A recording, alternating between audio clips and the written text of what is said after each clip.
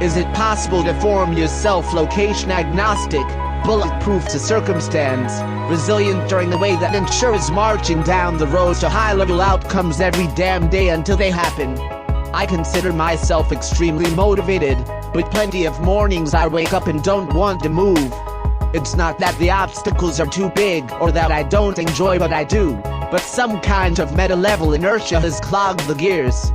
Writers would call it writer's block. Motivational speakers would call it needing a face change. It are often caused by almost anything: lack of sleep, overtraining, burning out on work.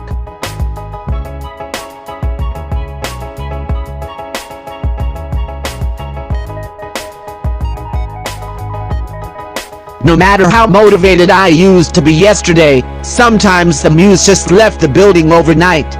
But what if you'll reboot your brain in 10-30 minutes and get into a state of focus and effortless output no matter your current mental/physical/emotional crisis?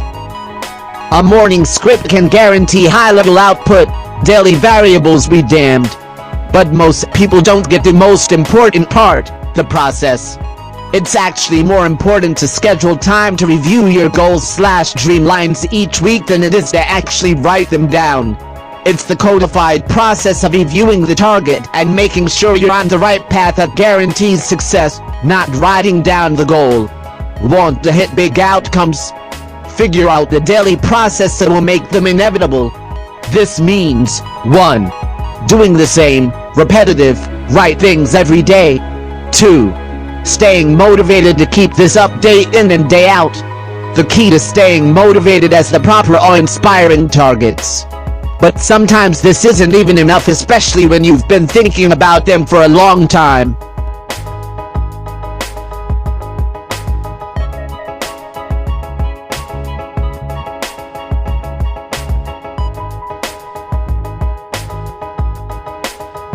So that leaves us with the hard truth about getting somewhere in life. The foundation of success is built on simple, concrete, and potentially monotonous daily action. But the macrocycle is important to working in rest periods during the week/month per year, periodically reviewing goals and aspirations, 80/20th analysis, etc. At the core of everything is the mini-cycle, the day-to-day grind, the place where sleeves are rolled up and energy is applied. So what happens when you wake up and don't feel like doing anything? Say you're now your own boss. You wake up in cold dark room in Central Europe. The weather sucks and for no good reason you didn't sleep well. Is it possible to form yourself location agnostic, bulletproof to circumstance, resilient in way that you're successfully marching down the road to specific outcomes every damn day until they happen? What I've come to find out is, what I do first thing in the morning is crucial. Setting a framework and psychological state for creating good decisions, and that specialize in the proper things changes every subsequent action. Doing this correctly is more important than anything else I'm going to do during the day, which means winning the first hour is the key to the whole castle. The morning ritual I've come up with here is based on a limited but effective understanding of how the brain works, both in terms of mentally cleaning house and focusing on what matters. Because what you actively think about, as well as what you allow yourself to dwell on, has profound influence on what you actually do.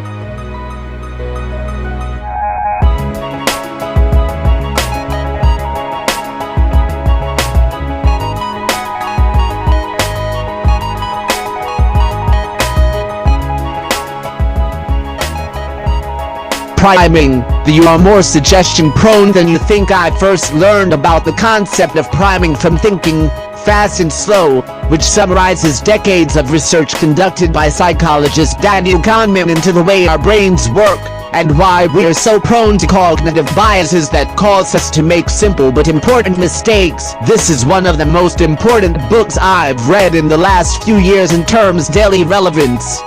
Priming is essentially what we read, listen to, or think about, causes a cascade of associations that prime us to make certain decisions versus others.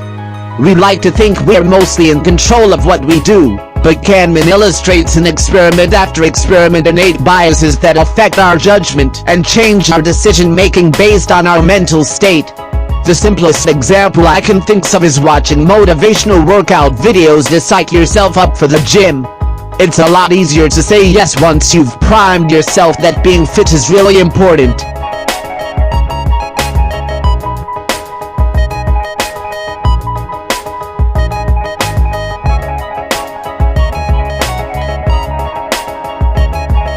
My favorite experiment discussed in the book required students to complete sentences given a set of words. One set of words are all associated with being old, for example Florida, golf, etc. The other set were not.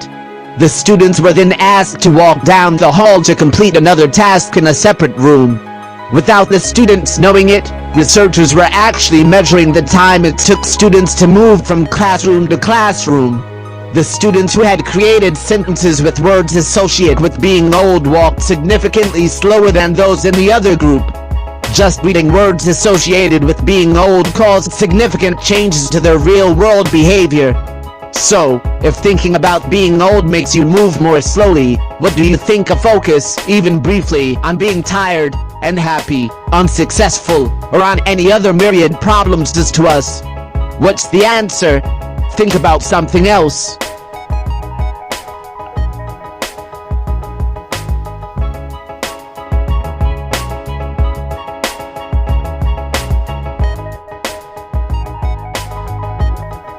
The morning script is meant to prime for enormous output. Lifestyle design depends on massive output. The 4-hour work week. Obviously, we are not interested in walking more slowly. We want to get out of bed and not get out of the park. Fortunately, we can use priming to our advantage, and the best way to do this is script a morning routine that walks us through it. The goal is to have an operating procedure that minimizes thinking and effortlessly puts you into the right mental state. Having a script is also a way to eliminate decisions about what you're doing for the day. Every decision has a cost, and it's important to eliminate the ones that don't matter, like what am I going to wear today? Here is an evidence of the key pieces of my morning script. The full thing is at rock bottom of the post. Eye diagnostics. How am I doing today? 1. Heart rate variability check. The first thing I do before getting out of bed is check my heart rate variability, HRV. HRV is a measure of stress levels as well as an indicator of overtraining.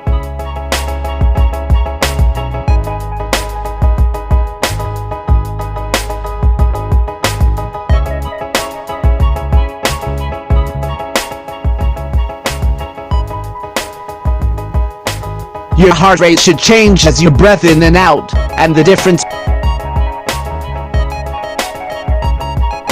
Your heart rate should change as you breathe in and out, and the difference between high and low tells you a lot. Someone who is chronically stressed has a steady high frequency beat versus high on inhale but low on exhale, which is normal. But a low HRV can be fixed quickly with training. 2. Clearing the mental slate. The first is meditation. This has taken me years to finally commit to daily. It wasn't until I heard Tim Ferriss say that the #1 thing he's found among his podcast interviewees, all extremely high-level people, is that they all meditate. See sent?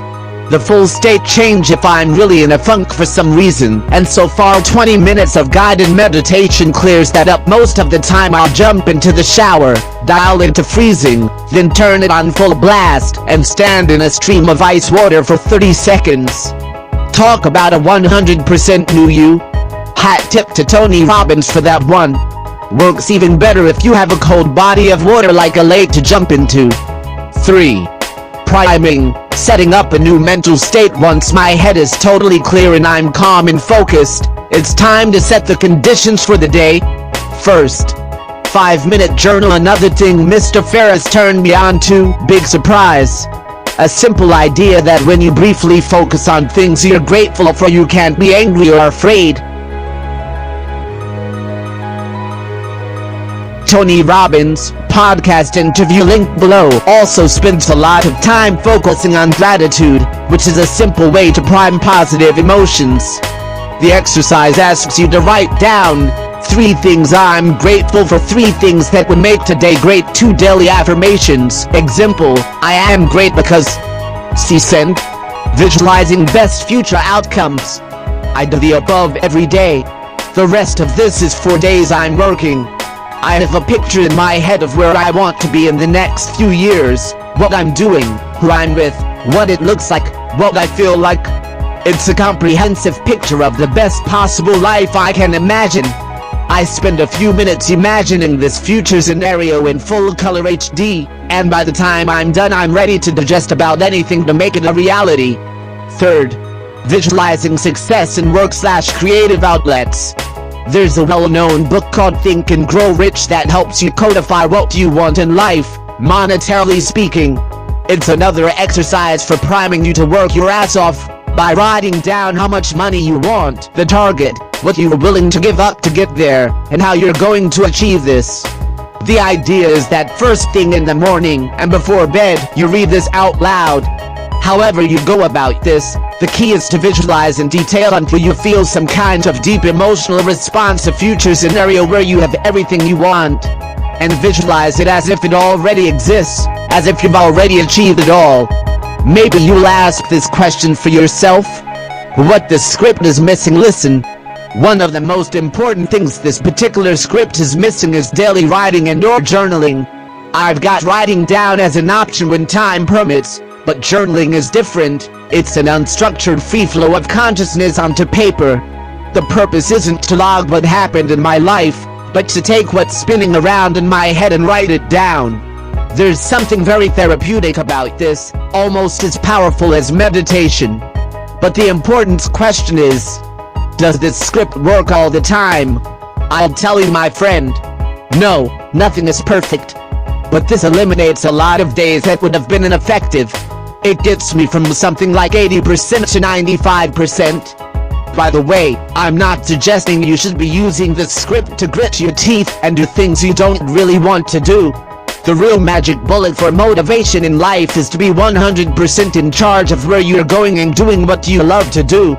But regardless of activity, this script can help you stay on track and get you through the inevitable day-to-day hard work. In the last this video, I hope you to benefits from these motivational words.